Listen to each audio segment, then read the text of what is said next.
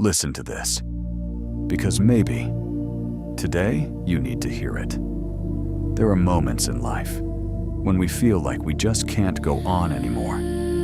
Moments when our strength runs out, when answers don't come, and our prayers seem to disappear into silence. But in the middle of that silence, God left us a powerful promise in the Bible, a promise that has carried millions of people through their darkest moments. My grace is sufficient for you, for my power is made perfect in weakness. The Apostle Paul the Apostle once spoke about a personal struggle, a battle he described as a thorn in the flesh, something that made him feel weak, limited, vulnerable. And Paul prayed. He prayed once, he prayed again, and he prayed a third time, asking God to remove that burden. But God's answer was not the one he expected. God said to him, "My grace is sufficient for you." Listen carefully to that. My grace is enough for you. Enough when you feel exhausted. Enough when you don't understand what's happening.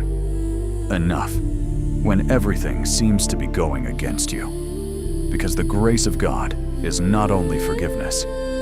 God's grace is strength. It is sustaining power. It is His presence in the middle of the battle. And then God says something even deeper. My power is made perfect in weakness. The world says, you must always be strong. But God works differently.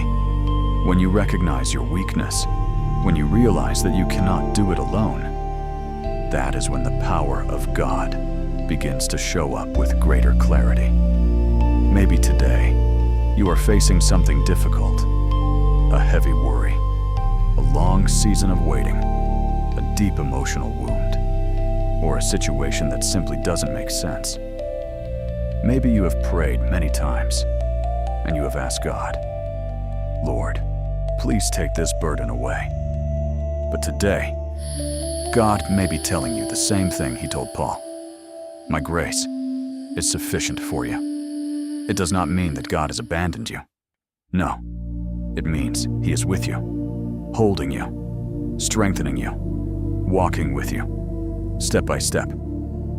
Because sometimes, the miracle is not that the problem disappears immediately.